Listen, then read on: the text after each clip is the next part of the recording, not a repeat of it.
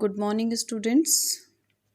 This is 12th May, and we will be doing chapter 3, in which we will start today exercise 3.3. Your chapter name was Pair of Linear Equation in Two Variables. Earlier, we have learned how to make graphs with the help of linear equations, then their solutions. Then after we find the behavior of the lines like intersecting, coincidence, parallel, or their consistency. Now we are starting different methods of solution. So there are algebraic. Earlier we have done graphical method. With the help of graph we found solution of the pair of linear equation. अब तक हमने pair of linear equation को graph से निकाल के उससे उसका solution find out किया था. Now we are going to learn about algebraic method. Algebraic methods of solution of a pair of linear equations.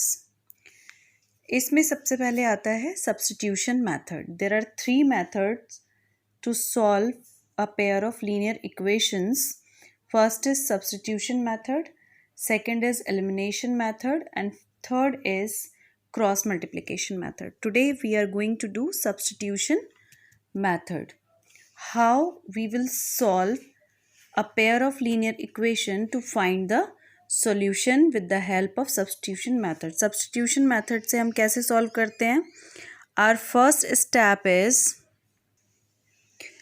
I have written here the steps how to solve substitution method. How to solve the linear equations with the help of substitution method. To understand these steps, I am taking one example with this. We have a linear pair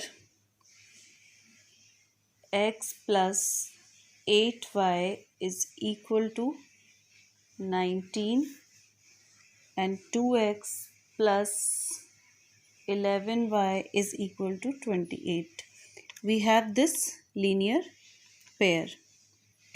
Now come to first step, how to do it. First step is find value of one variable, say x or y, in terms of other variable, that is y or x, from an equation.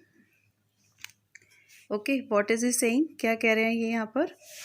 एक variable की value in terms of second variable हमें किसी भी एक equation से लिखनी है. Like if I am taking equation first and second, और जो फर्स्ट स्टेप है उसको मैं फर्स्ट इक्वेशन पर अप्लाई कर रही हूँ. From equation first we have, first step में मैंने बोला था एक वेरिएबल को, चाहे वो x हो या y हो, उसको दूसरे वेरिएबल के टर्म में लिखना. वाइस वर्सा हम कर सकते हैं. मीन्स मैं यहाँ पर x को y के टर्म में लिखूँगी.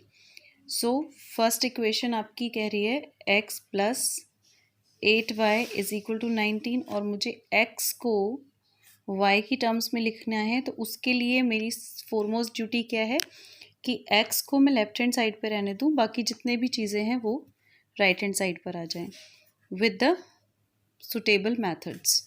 सो x यहीं पर है, प्लस में 8y है तो इधर जाके हो जाएगा 19 minus 8y. Now I am giving it name third equation. Got it? Third equation. So it was our first step. Find value of one variable, say x. One variable, say x, in terms of other variable, that is y. That is y from an equation. किसी भी एक equation में जो pair आपको दिए हुए हैं उसमें एक वेरिएबल को दूसरे वेरिएबल की टर्म्स में लिख सकते हैं. जैसे मैंने x को y की टर्म्स में लिखा है वैसे ही आप y को x की टर्म में लिख सकते हैं। अगर आप y को x की टर्म में लिखते तो कैसे करते, 8y यहीं रहने देते, x को इधर ले जाते, माइनस x हो जाता और 8 से उसको डिवाइड कर देते, तो y इज इक्वल टू आता 19 minus x upon 8। Getting? But we have done for x कि x की जो वैल्यू है इन टर्म्स ऑफ y हमने लिखी है। अब come to second step. Second step is saying substitute this value of x, substitute this value, this is the value of x in other equation, in other equation. other equation means ये जो x की value है ये first equation से आई है, तो अब इसको हम फर्स्ट में नहीं रखेंगे, इस वैल्यू को हम सेकेंड इक्वेशन में रखेंगे, right, in second equation. So other means other equation, then it reduces to a linear equation in one variable, that is in terms of y, which can be solved easily. अब वो क्या कह रहा है कि इस x की value को दूसरी इक्वेशन में रखना है, क्योंकि ये इक्वेशन जो हमें मिली है थर्ड वो फर्स्ट इक्वेशन से मिली है, तो हमें इसकी वैल्यू को, x की वैल्यू को सेकेंड में सब्स्टिट्यूट करना है। यानी इस इक्वेशन में x को मैं रिप्लेस कर सकती हूँ with this value 19 minus 8y। x की जगह पर मैं क्या सब्स्टिट्यूट कर सकती हूँ, 19 minus 8y। So substitute the value of x in equation third, क्योंकि हमने अभी थर्ड इक्वेशन बनाई थी। x की वैल्यू है 19 minus 8y। Substitute the value of x in equation, sorry, of x in equation second from third. Second equation में रखना है थर्ड इक्वेशन से, from third, right. So third में x की वैल्यू आई है, उसको हमें सेकेंड में रखना है इन प्लेस ऑफ x। तो कैसे रखेंगे, 2 जहाँ पर x है उसकी जगह पर हम क्या रखेंगे, 19 minus 8y, 19 minus 8y plus 11y is equal to 28। अब हम इसको फर्दर सॉल्व करेंगे, सिंप्लीफाई करेंगे। लेकिन आपको बता दूं कि सेकेंड स्टेप में हमने क्या बोला था, then it reduces to a linear equation in one variable. ये जो इक्वेशन आएगी वो वन वेरिएबल में आएगी, तो आप यहाँ पर देख सकते हो अब x इसमें नहीं है। This is the equation in one variable, that is y की टर्म्स में आ गई। इसको सॉल्व कर लेते हैं, then we will find the value of y। 2 multiply by 19 minus 8y, 2 multiply by 19 minus 8y plus 11y is equal to 28। इसको solve करके क्या आएगा, 19 टू ज़ा 38 माइनस 8 टू ज़ा 16y plus 11y is equal to 28। अब जो same terms होती हैं उनको अलग सॉल्व करते हैं और कॉन्स्टेंट्स को एक तरफ ले जाते हैं। So here I have minus 16y plus 11y is equal to 28 minus 38। जो कॉन्स्टेंट्स थे उनको एक तरफ ले लिया और वेरिएबल्स को एक तरफ। 6 plus minus minus 16 minus 11 is 5y, क्योंकि y की टर्म है और क्योंकि 16 बड़ा है तो साइन कौन सा आएगा, माइनस। 28 माइनस 38, माइनस का साइन आएगा अगेन 10।